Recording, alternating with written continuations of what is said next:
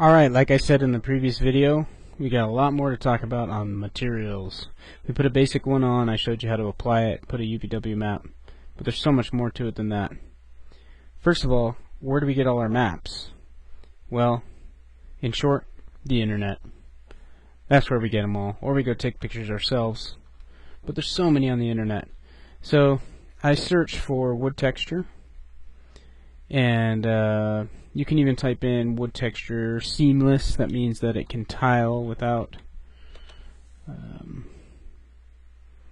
you having to do any work on it. And that works better for 3D, obviously, because it can just repeat, and all blend together without you seeing a joint or an edge. But anyway, there's so many things available on the internet, and actually if you go to a site called cgtextures.com, you'll have to register here and sign in, but pretty much every 3D artist uses this at some point. I mean, this is just a huge repository of awesome textures, and it's all free. You can sign up, and I think you pay to become a pro level person, and then you can get the super high res stuff. But really, there's so much nice stuff on here that you don't have to pay for, that it's useful to pretty much anyone. So there's just, this is their collection of wood. Anyway, I would highly suggest using this site frequently. And most of the thing about the things here is they're just raw images, so you will have to know how to fix them up yourself so you can actually use them as good maps in 3D. Fortunately, that's what this video is about. So, I'm going to show you some things that are going to be important for you when you're making your own maps, which you will do frequently when you're working on 3D projects. So this is the image I just grabbed off Google. Now, for this you'll need some sort of photo editing software. I use Photoshop. I think this is CS3. Any relatively new Photoshop will do the same things. Let me just crop here. I obviously don't have time to do a full lesson on Photoshop, but I will show you some basic stuff that you will need when doing materials for 3D. Let me just get this all aligned right. And we might have to spend a few lessons here. Okay, so I have a Wacom tablet, which is going to help me a lot here. It means it's a pen instead of a mouse, and it's going to be really useful. Okay, so we just open the file in here, and we just have it as a background here. These are all our layers over here. Let's get this thing working here.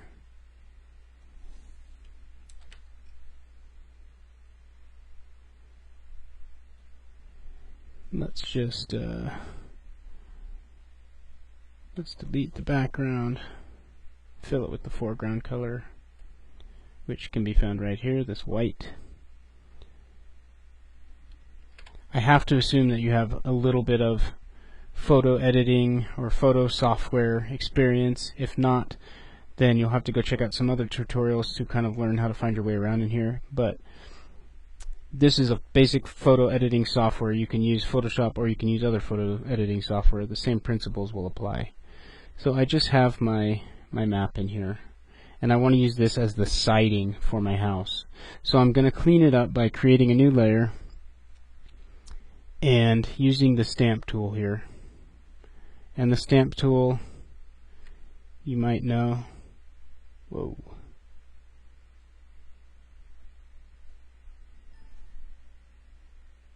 okay, we need to be on this layer, and if you hit Alt,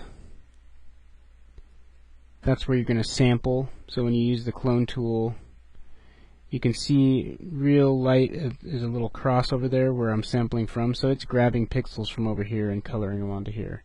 So I'm coloring out these little bolts or whatever that are in this fence, and putting it on this. Oh, I didn't put it on the new layer. That's okay for now.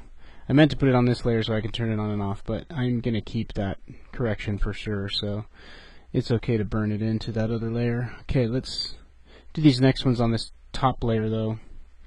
We'll sample from right here by holding down Alt and picking our sample target, and then we just start coloring. make sure that we're sampling current and below so that it's grabbing the color, the pixels from all the layers. Sample from there, start coloring. See, we're getting some stuff we don't want. Whoops. And we can be pretty loose with this because all these colors are going to kind of mesh together nicely anyway, and you won't really see a lot of this stuff. But you want to make sure when you're cleaning up textures to not leave kind of like that big white spot right there. You'll see that repeating over and over when you get into 3D, because remember, our maps are only like, you know, I might make this map 10 by 10 in 3D, but my wall is 30 feet long. So this texture will repeat 3 times across that wall. So you don't want to see that white dot 3 separate times, because then you'll know that it's fake. So the idea is to get real high quality images, real high resolution. This one, you can check your resolution here, image, size. This one isn't all that large, just 1600 by 1600. That's decently sized. But we're going to make it even bigger. And let's go ahead and merge this stamp layer, this cleanup layer, with the one below it, so we have all one. And there you go. So now that's just kind of cleaned up and ready to go. I've got my lines all lined up here. You can do that by hitting Control A, which is select all, and Control T, which is transform. And that's kind of, and there's a lot of options in transform. You can do things like, whoops, wow, my buttons aren't doing what I tell them to do. Okay, so you can do things like skew and distort, and that's the skew. So anyway, I did use those kind of tools to get my lines all lined up right, because remember, this needs to tile. So as an example right now, you can check its tiling by going to Filter, Other, Offset. And what this is going to do is offset my image to the left or right. So you can see you don't see a big seam there. So it's tiling well from left to right. See, I don't see any big seam because it ends right on one of these lines and they just blend together, which is perfect. That means as my siding goes left to right, it's going to be vertical siding, by the way, you won't see a seam. Now vertically, there's definitely a seam. It's right there. So all that did is take the bottom of my image, moved it up 708 pixels, and then took the top and moved it down to here. So I can see exactly what that will look like when I tile it. And that's not really going to work. So let's leave it right there. And then we can go in and start cleaning this up. So what I will do here is just kind of start painting. Let's create a new layer by hitting this button here. And if you hold down Alt and select, it gives you this little eyedropper, and then you can hold it over the color you want. And then make sure you're in the brush mode. Set up your brush how you want, which, you know, the size and shape of it. I probably want a hard, 100% hard brush, and the size needs to be real small, like this. And then I can just go in here and start painting and continue these lines like this. Want it a little bigger.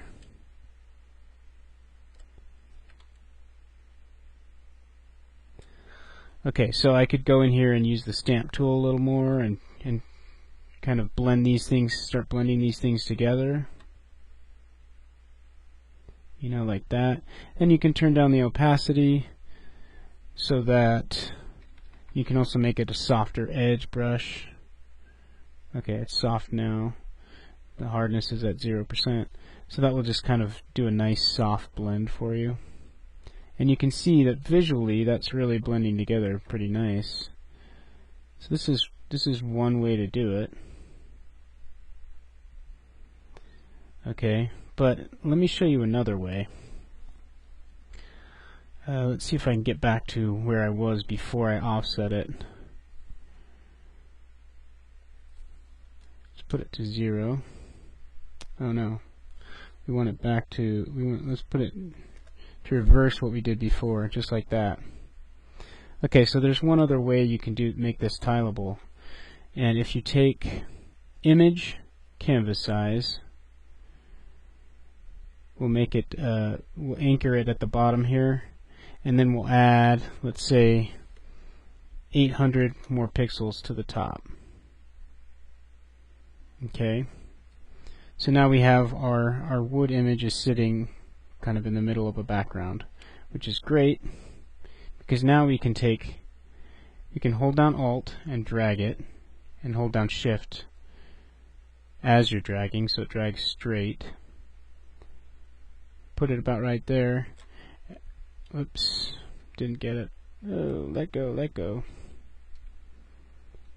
Okay, hold down Alt, Shift. It's not letting go when I let off the button. Okay, I got that all figured out. Thank goodness. Now make sure it's straight up and down, right in the right spot. Your arrow keys can move it just 1 pixel at a time from left to right. If you hold down Shift properly, though, you shouldn't have to do that. So what we're going to do is take this new layer we've created, this copy, and hit Control T and flip vertical. That's like mirroring it. Now remember that something's wrong with my settings. Okay, remember that this up here, because we flipped it, is going to be exactly the same as this right here, which means they'll tile perfectly. But we have a seam here now, so what we need to do is just clean up that seam. So the easiest way, you could use a mask, but maybe you don't know how to use masks. That's how you would do the mask, but let's just erase it. Masks are better because you can go back and undo the things that you've done.